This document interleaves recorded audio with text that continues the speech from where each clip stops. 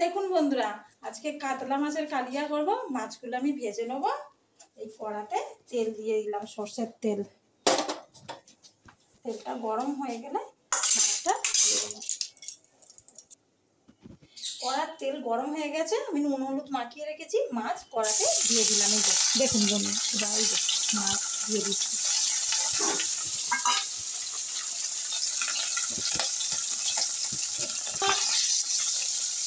আমি উল্টে দিলাম একবার।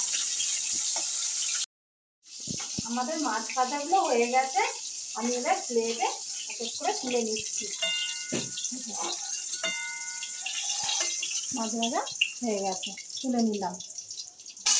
আমি এবার কড়াতে একটু তেল দিয়ে দিচ্ছি। আর কাতলা মাছের কালিয়া আজকে বানাচ্ছি। আমি রসুন বাটাটা দিয়ে দিলাম। আমি একটু টমেটো কুচি দিয়ে দিলাম। আচ্ছা, একটু পেঁয়াজ বাটা দিয়ে দিয়েছি, আদা বাটা দিয়ে দিলাম, কাঁচা লঙ্কা দিয়ে দিলাম। আমার মশলা কষা হয়ে গেছে, তেল ছেড়ে গেছে, কাতলা মাছের কালিয়ার মশলা হয়ে গেছে। আমি জল পরিমাণ মতন ঢেলে দিলাম। ফুটে গেলে আমি এবার মাছগুলো কড়াতে দিয়ে দিচ্ছি। ফুটে গেছে, আমি এবার মাছগুলো দিয়ে দিলাম। আমি একটু নেড়ে দিলাম। আমার কাতলা মাছের কালিয়া হয়ে গেছে, আমি এবার প্লেটে তুলে নিচ্ছি।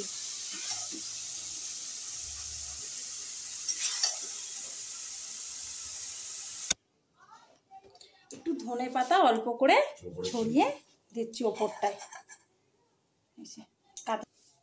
কাতলা মাছের কালিয়া আমার হয়ে গেছে, পুরো রেডি।